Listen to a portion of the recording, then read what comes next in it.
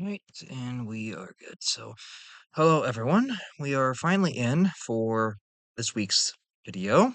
That came at the very end of the week, but things got busy earlier in the week, so we just now were able to get to it, which that doesn't mind. We're still in the week.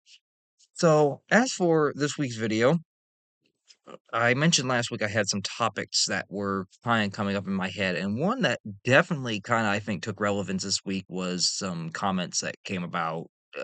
It started with a French politician in France, of all things, making a comment of some. I mean, it gets in the political sphere here, but saying that the United States has, gone into the world of tyrants and all that stuff, and that they should hand back the Statue of Liberty, which France had gifted to us. Now, we're not going to the political aspect here. That's not what we're going about. But what I found very curious was some of the backlash by some people that were in disagreement with this. Of course, there's going to be those that agree and those that don't agree. Some of the backlash, the response that they gave was, "Well, we literally are the reason that France isn't speaking German. France, if it weren't for us, France would be speaking German. France would be a German colony." While I'm not saying that isn't true, there is also a part of the argument that I think got forgotten, and some people did correctly bring up this week during this whole outbreak of this controversy, saying that, well, if it weren't for France, we would still be an English colony.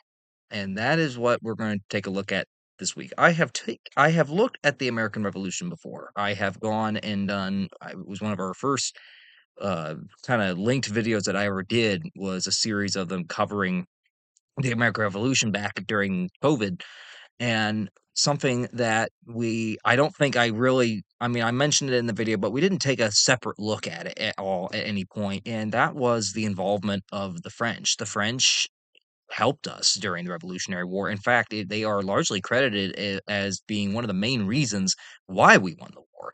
If it had not been for France, it is fair to say that there may not have been a United States of America if it had not been for France's involvement in our war for independence. And that is what I want to take a look at today. It's something that I think a lot of Americans today don't really appreciate just how much France actually did help us win our independence. So to make comments of the sort of, that you be speaking German without us, you should be grateful. Well, I'm not saying they shouldn't be grateful for our help, but in a way, it's almost like us returning the favor for something that had happened years before. They helped us gain independence, and then we returned the favor by helping them regain theirs when they had lost it. And that's something that I think a lot of Americans don't fully appreciate just how much France actually was crucial to our victory over the British in our war for independence. And that's something that I wanted to take a look at today is the help that they gave us. How was France involved in the American Revolution? It's something that is mentioned in every textbook, every history of the American Revolution. We all know that France was an ally, but to what degree? What did they actually do to help us? And that is what I want to take a look at today. And for the first time in a while, we will have a historical little artifact to actually show off with this. So that's also going to be quite interesting because it's been a while since I've had one of those to go along with a video. So for the topic of France's involvement in the American Revolution, we have to go, of course, a little bit before. Why is France even interested? Why would France even want to get involved in this conflict between Britain and her colonies? And if you really look at it, it's not that hard to figure out why. Just before the American Revolution, as we are all taught back in school, there was another war that had happened roughly about 10 to 15 years prior, that had ended 10 to 15 years prior before the war ended up breaking out. And that was here in North America, we know it as the French and Indian War. That was what we called it, the North American theater of this war. But this was a global war. It was more commonly referred to as the 7 Years' War. It lasted over 7 years. Was fought in Europe. It was fought in Asia. It was fought in North America and the colonies, which is why we call it the French and Indian War. That was just what we called this front of it, because that was what the colonies had to deal with. And lo and behold, the French and Indian War is another war between Great Britain and her allies and the Kingdom of France and her allies. France and Britain had been at each other's throats for literally years, centuries at this point. This was nothing new, and and it would still continue up through Napoleon. And in 1763, the 7 Years' War ended up coming to an end, with Britain victorious along with its allies. Now, although Britain had won, both sides are left with some dire consequences. First, let's discuss that with Britain, which is probably the one that's more commonly known because this is a direct consequence as to why we would end up breaking away. And Britain, although it has won the 7 Years' War, it has incurred a massive debt in the process of winning this war. And I have done a video on the past on this war as well, which I will try to put at the end of this tab if anyone wants to take a look at it, because it relates to why we went into revolution 250 years ago next month, and at the same time, why France was so eager to kind of get back at Britain for what had happened.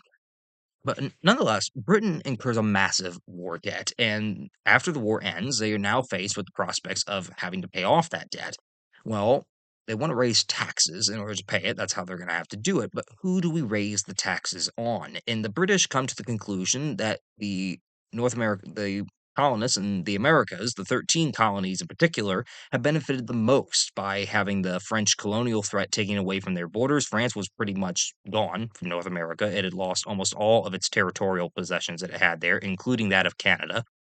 And Britain correctly argues you have benefited the most from the outcome of this war. It is only fair that you should help pay for the debt that is incurred, and they start raising taxes on us. Of course, the American colonists, especially landowners, are not too kind on wanting to be taxed up the wazoo without having any sort of representation within the British Parliament. And we know how that story ends up going. About 10 years down the road or so, we end up going to war, mostly because we had grievances over taxation without representation, among other things. There were some other things that were griping us with the British, but that was one of the big primary reasons.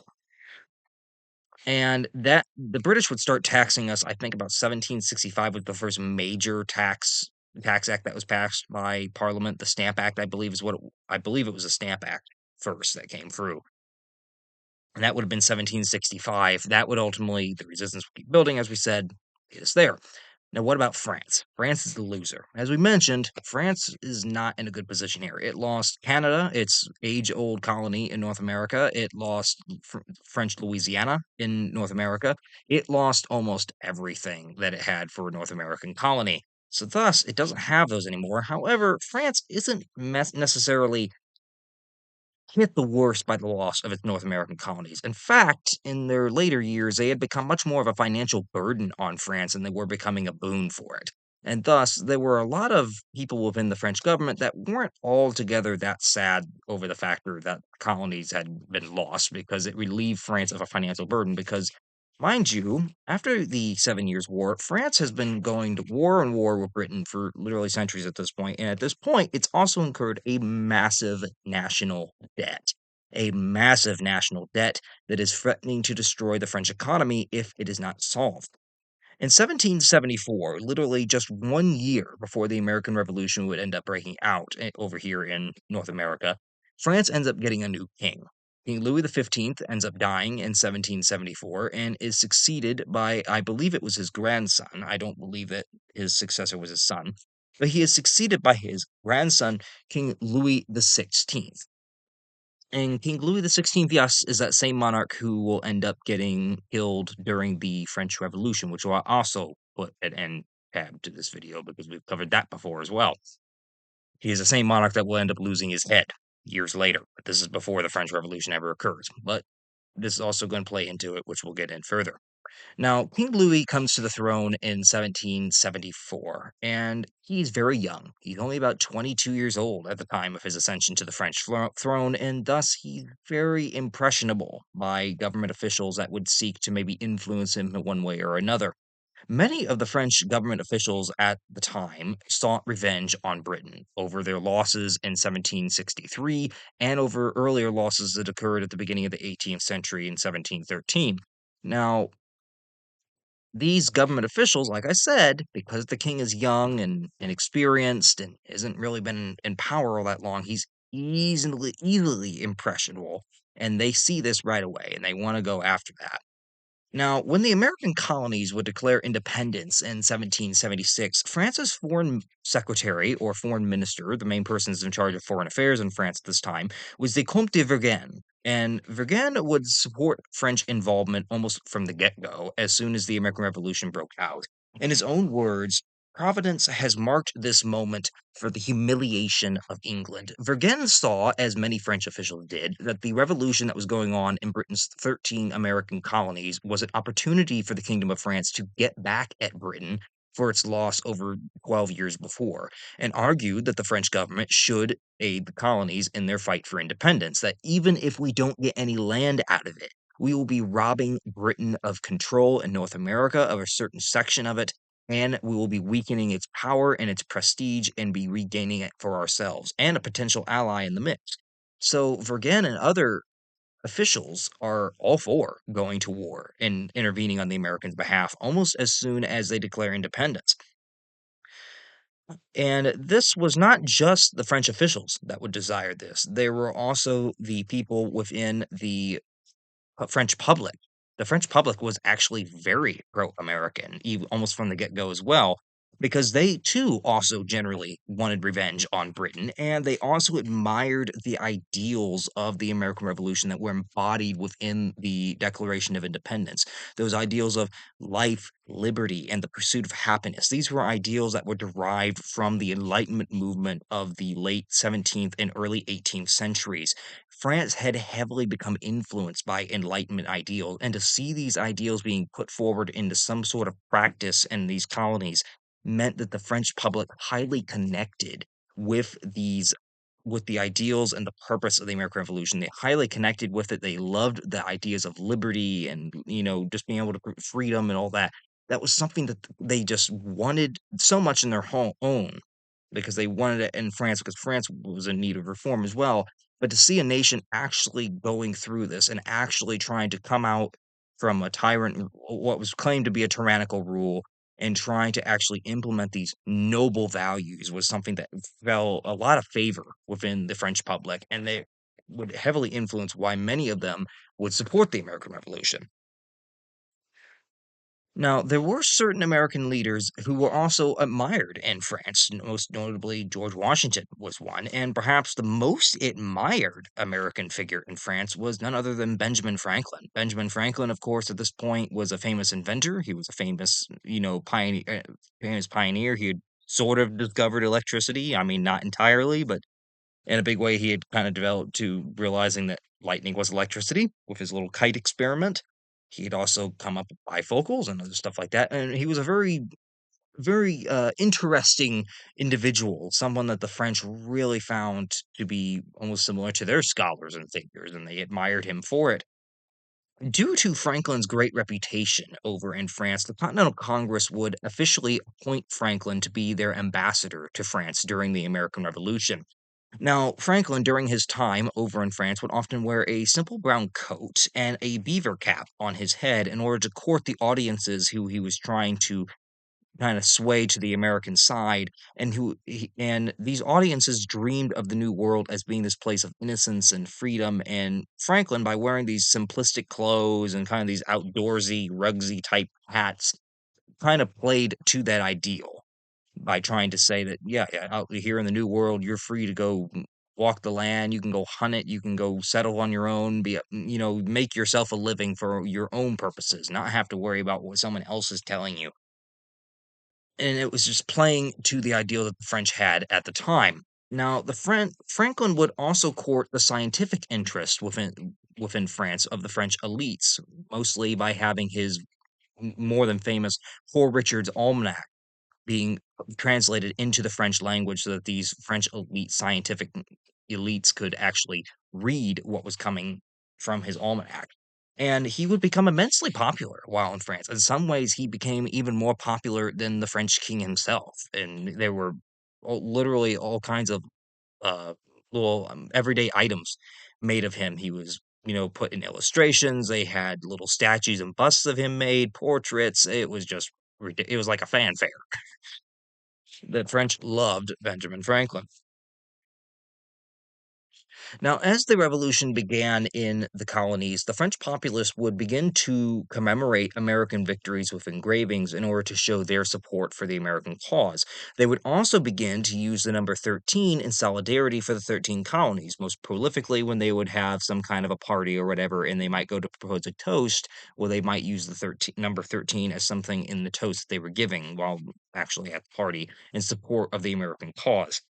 Now, while officials like the Comte de Vergennes and other public government officials and the public itself generally supported involvement in the American War for Independence, there were those that were in the French government that did not really think that France should get involved. And most notably, one of those cry wolf types that should have probably been heeded was the French Controller General in charge of finances, and Robert Jacques Turgot, who would warn at the time that France was not financially able, or in any way capable, of financially handling another war on its plate. As he most famously said, the first gunshot will drive the state to bankruptcy. Turgot knew the dire financial stakes that France was in from having been the loser of several successive wars with Great Britain, and he knew that even if the Americans came out on top, France would easily have to do a large majority of the funding for the fight, and thus France was in no way prepared to aid the Americans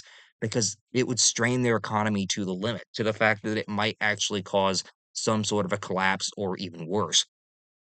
Turgot, instead of being heeded with his warning, ended up getting ignored and was fired by King Louis in May of 1776, removing a vital anti war voice from his inner circle. So that brings us to the French actually deciding we're going to start aiding the Americans.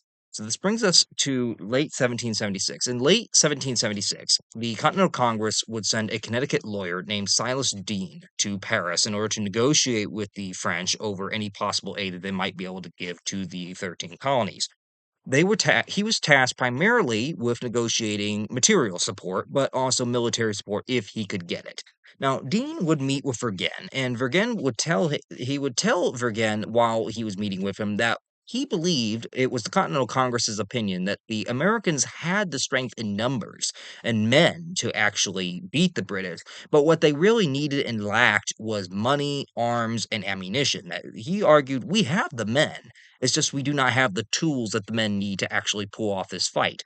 So Vergennes would end up agreeing to help the Americans by establishing a private trading company that would secretly funnel leftover French surplus military supplies, mostly left over from the Seven Years' War, to the Americans in exchange for the Americans trading with France tobacco, cotton, and whale oil in order to get these surplus military supplies. So think of it kind of Almost think of it the way that we're doing it with Ukraine. A lot of the military hardware that we have given Ukraine is a lot of surplus we've had or outdated stuff that we know is it's still good. It's just we have stuff that's now better, or we have too much of it.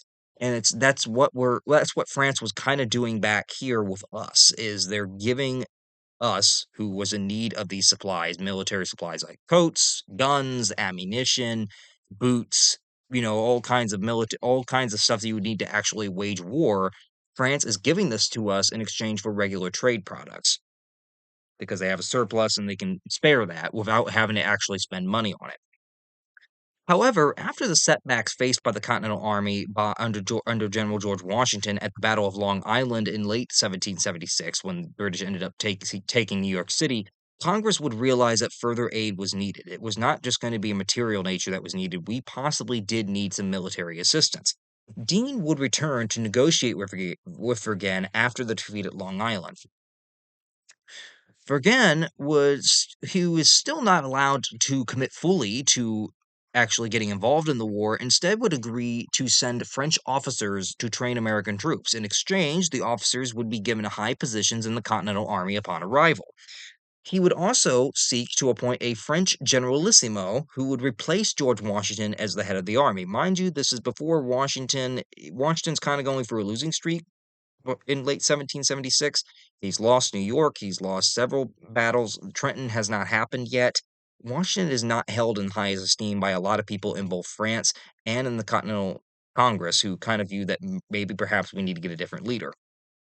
And because of this sentiment, it is Vergennes able to kind of push forward the idea of possibly replacing Washington as with a French general in general command of this war effort. Now, Vergennes wanted to appoint Victor Francois II, the second Duc de Broglie, as generalissimo, and Broglie would write a list of officers to recommend to Silas Deane for recommendation over who he should possibly seek to recruit into the Continental Army and what French officers would be the perfect fit to kind of do that job. One of the men that he would end up selecting as a possible good selection was a young, ambitious officer named Gilbert du Mortier, who was more commonly known by his official title that he inherited from his father, the Marquis de Lafayette. And Lafayette would end up being one of the most critical French players in the American Revolution. He ended up going to the United States because King Louis XVI, when he first gets wind of Vergennes' scheme, he's very reluctant to provoke a war with Great Britain, and he doesn't really want to do it. He kind of warns Vergennes, I'm not really going all for war here. What you're proposing will probably get us into a war. We're not ready. He's kind of at this point still heeding Turgot's warning, where Vergennes would end up changing King Louis's mind with the following statement as what was put with it in a letter that he had wrote to the king. He said the following: England is the natural enemy of France.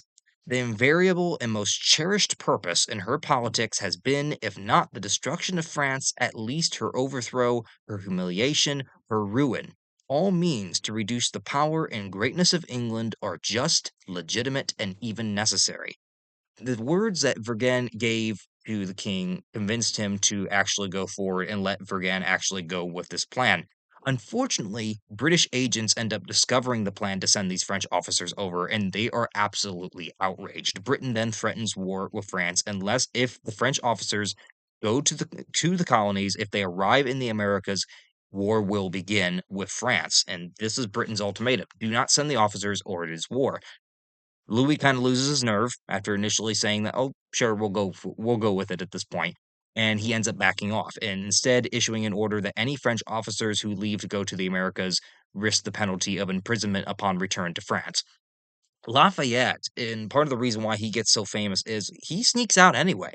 Even though there is an order risking his imprisonment if he should leave and go help the Americans, he instead sneaks out aboard another French ship and departs to the Americans and arrives. And upon arrival, is appointed as a major general in the Continental Army. He ends up becoming one of Washington's white right hand men, I should say, not man, and almost like Washington's second command in many ways. And Lafayette would become one of the most celebrated American slash French heroes of the American Revolution. He would even come back and visit the United States in 1824, just before the 50th anniversary of the Declaration of Independence, to widespread fanfare when he toured all the states that had been that were in the United States at that time, and he would remain a hero even to this day. And Lafayette's involvement is perhaps the most notable case of a French officer or a French general aiding in our fight. And most people just don't realize, it was not just Lafayette. There were other French officers and French commanders that came over and tried to help, even though their government had pretty much told them at this point, because they're losing their nerve, that you face imprisonment if you come back if you go to help them, because you're going to be risking drawing us into a war. And because Washington's popularity would end up resurging by 1777 and 1778, Broglie would never end up replacing Washington as Vergennes had originally planned. A combination of Lafayette's heroics, public desire for war, and persuasion from men like Vergennes and Benjamin Franklin would end up pushing King Louis to favor over peace. He had had enough talk into his ear that convinced him that war would be the right course, war would be the proper thing to do. It will get France the prestige and power back and status that she wants, and would also go a long way to humiliating Britain in the process. This will renew enthusiasm after the American victory at Saratoga in the fall of 1777, which would finally convince King Louis that the American cause was one worth supporting, and he instructed Vergennes almost immediately afterward to negotiate a military alliance with the Americans. They would also agree to loan over 1 million livres in 1778, which we'll come back to here in a little bit with the finances part. So Vergennes would eventually get his wish. France would officially sign a treaty of alliance with the United States on February 6, 1778. France would officially become the first nation to ally with the United States and the first nation to actually recognize its independence. It would also craft the treaty would also go to craft an alliance with the Bourbon Spain, which was ruled by cousins of King Louis, and the Dutch Republic, trying to draw them into the conflict as well against Great Britain.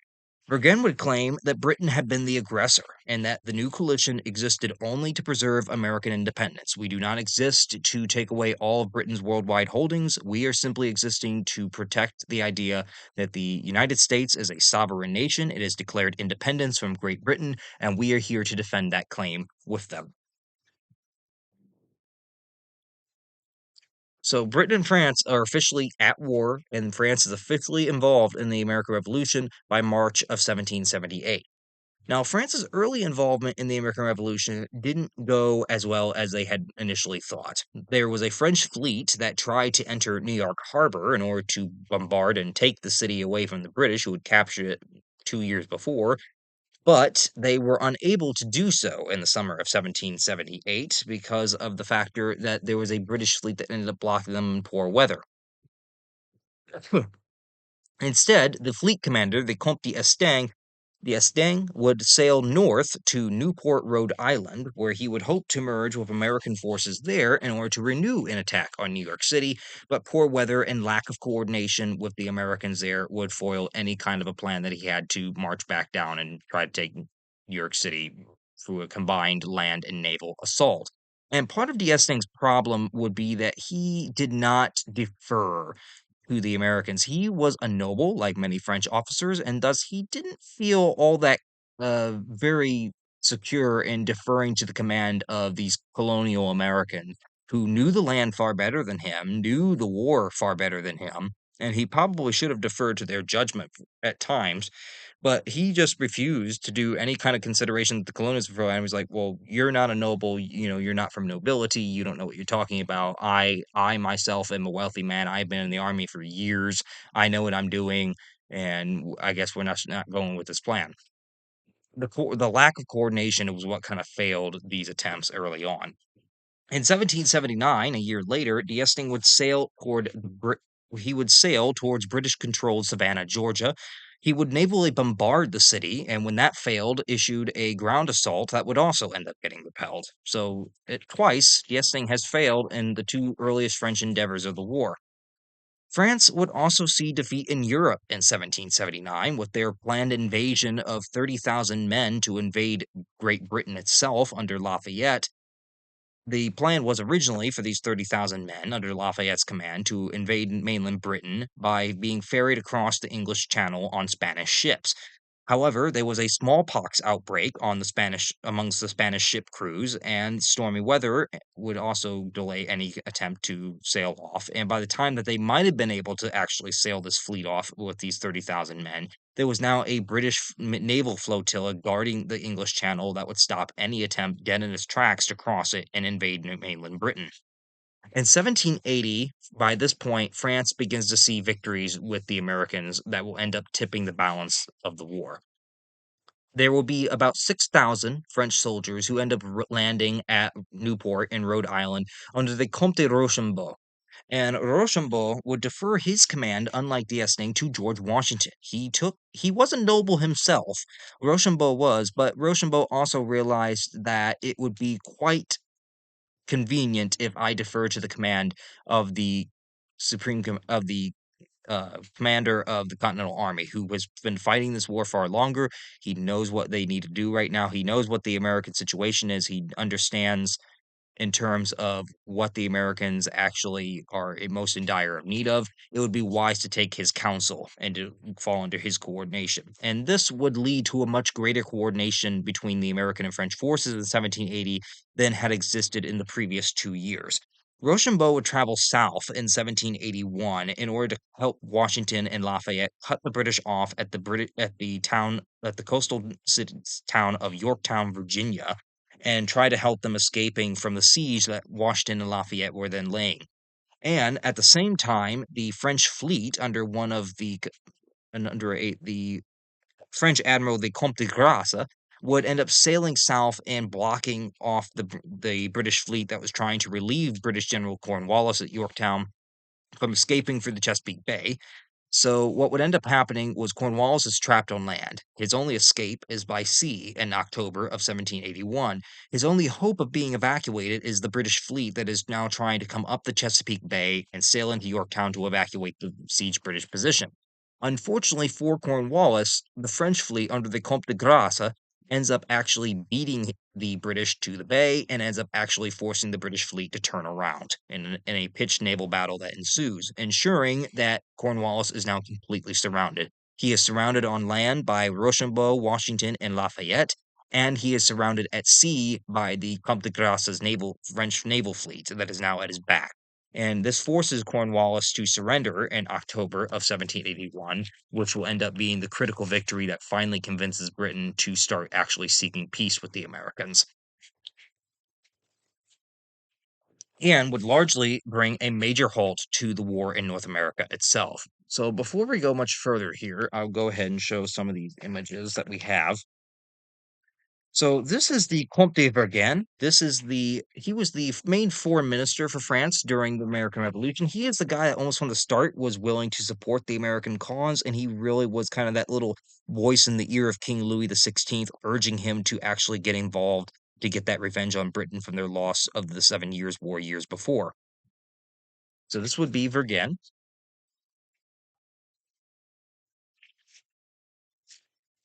Then we have this wonderful 1779 coronation, well, not coronation portrait, but it's from 1779 of a portrait of King Louis XVI in all his royal garb, who, mind you, is a very young king. He's only in his 20s at the time at the time of this depiction and during the American Revolution, so he's very heavily influenced by those around him, and that includes his ministers and financial advisors. And it would ultimately be King Louis that would be the final decision to actually offer in a military alliance with the American colonies.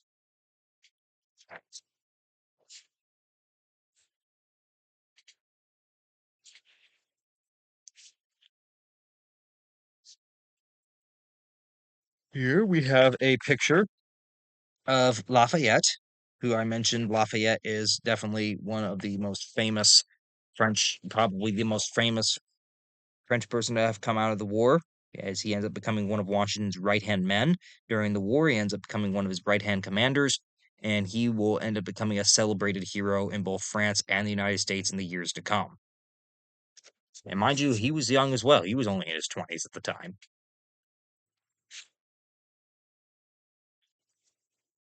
And here we have a portrait, a couple paintings here. So this painting, these all have to deal with the Battle of Yorktown, which was the defining moment here. So this is painting of the Americans kind of planning their siege of Yorktown in Virginia.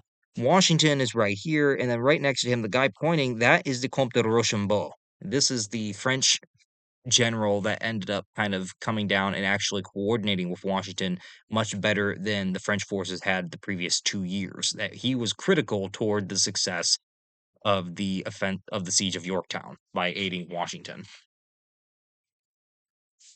And here we have the naval battle that happened at the mouth of the Chesapeake Bay that blocked the British fleet from evacuating Cornwallis from Yorktown, with the French fleet actually heading them off under the Comte de Grasse. So over here is the French ships with their flags, and then over here are the British ones with the Union Jack.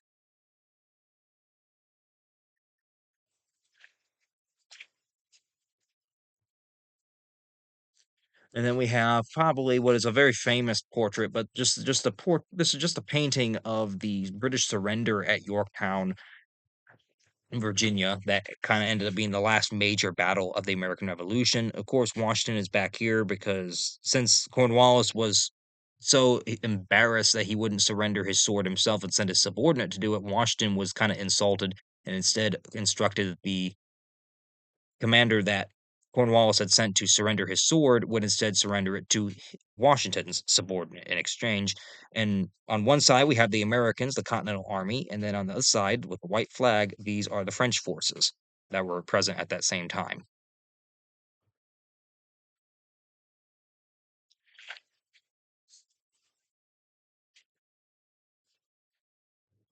Now, France would continue to engage Britain in the intervening 2 more years of war that would officially ensue, and they would engage Britain not just in North America, but also around the globe. They would besiege the British fortress of Gibraltar with Spain beginning on June 24th of 1779, and they would continue that siege until February of 1783. They would also manage to capture the British Caribbean colonies of Dominica, Tobago, Grenada, and St. Vincent in the Caribbean.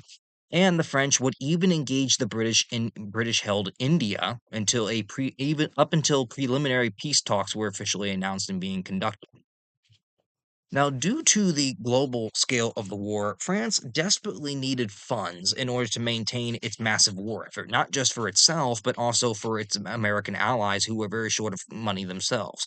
And Genevan banker Jacques Necker was the director of the Treasury of France since 1776, and he is going to play a major part in getting the war financed, but at the same time, playing a major part as to why France's economic situation just got worse. Necker absolutely refused. In order to raise the money that was needed in order to support the war effort, the logical thing to do would have been to raise taxes in order to avoid raising the national debt. Instead, Necker, who is absolutely opposed to raising any sort of French taxes, decides to finance the war through loans, which is going to up the national debt even further. Over 520 million livres, which was France's currency at the time, and it might, no, it's not today, it's the euro, but over 520 million livres in loans were loaned to finance the war effort between 1777 and Necker's resignation in 1781.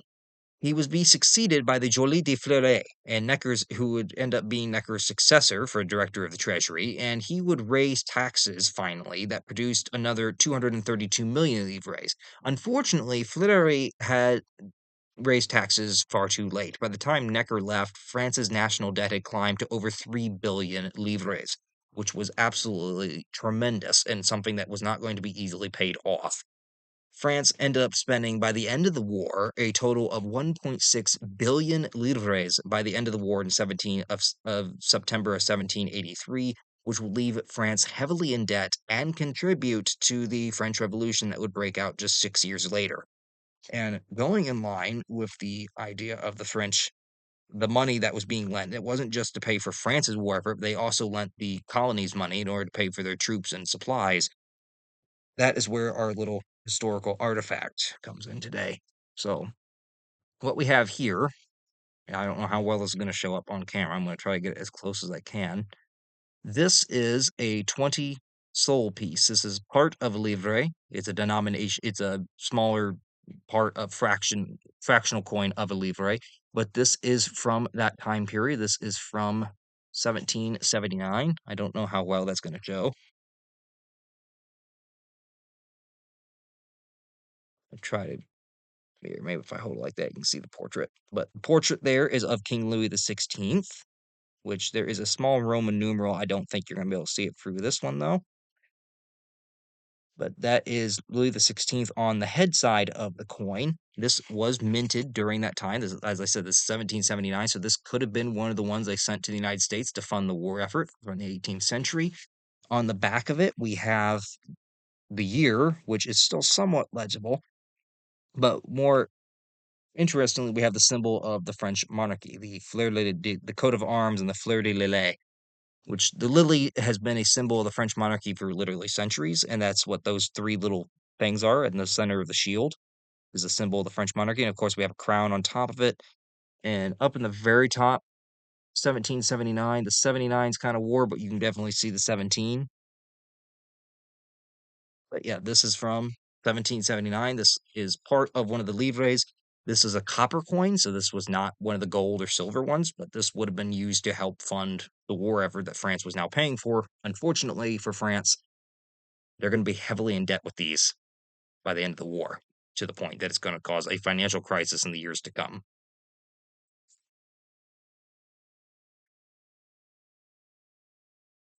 Now, With the end of the war in September of 1783, what does France get out of the end of the American Revolution overall? Now, France did not see the return of any lands that they had lost in the 7 Years' War in 1763, and they didn't get any lands back with the new Treaty of Paris that is signed in 1783 to officially end the war.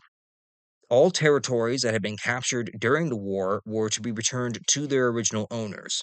Now, the only exceptions were Tobago, which France did get to keep after capturing it from the British, and part of Senegal in North Africa would remain under French control. That was really the only two major land acquisitions that France ended up getting. Spain would get to regain Florida and Minorca and part of Louisiana, and Gibraltar, however, would remain British since the French and Spanish had failed to actually take it in the siege. The most notable effect of the Treaty of Paris of 1783 is the factor that Britain officially recognizes the independence of the United States. The United States is officially a sovereign nation that is recognized in this treaty. Now, despite the fact that France had not really gained any land from the end of the war, they had largely achieved their main war aims. France had not gone into the war for conquest. They had not gone into the war to seize huge parts of the British Empire. They went into the war for the purpose of aiding the Americans gain their independence in order to humiliate Britain on the world stage, of which they succeeded. Britain was humiliated. The largest empire in the world and the strongest military power in the world have been beaten by its own nascent 13 colonies that everyone thought, there's no way that they're going to win a war for independence against Britain. I mean, they have the world's most powerful navy, the world's most powerful army. There's no way. And because of French support, be it money wise, or be it through military purposes, the Americans had pulled it off. It humiliated Britain on the world stage. Britain was no longer seen as invincible with this win in the American Revolution. Unfortunately for France, as we mentioned, although France is on the winning side and now has accomplished its war aims, it came at a very heavy cost. And that cost is, to put it bluntly, that cost is in debt. That cost, we're heavily in debt. This is worth even less by the end of the war because of how much debt France is in, which has already been piling on for decades at this point and centuries. And France has done nothing to solve the problem. That would lead just 6 years later, in 1789, to the outbreak of the French Revolution, which will see the overthrow of the French monarchy, the establishment of the First French Republic. Ultimately, that will go into chaos, and before too long, we would have Napoleon. So, France, it did get its initial aim. They helped us gain our independence. They wanted to see Britain humiliated, and they did. But it came at the cost of their own. With the French citizens also being inspired by our ideals of our revolution, they start looking at home saying, why can't we have that here? And that ends up erupting just 6 years later. So that is going to end for today's video. What we're looking at is just a basic overview of what role did France play in the American Revolution? What did they actually do to help us during our war for independence? That's what we were primarily wanting to look at here today, and I think that's what we've managed to do. So if anyone has any comments or any questions, feel free to put them in the comment section below, and I'll be more than happy to go through them when I get the chance. If anyone has any videos ideas, put those through as well, and I'll be still more than happy to go through them. Even though we have ideas already up and running, we're more than happy to include any feedback that anyone has in terms of topic videos that they would like to see. So until next time, hopefully everyone stays good and well, and we'll see you all back for the next video.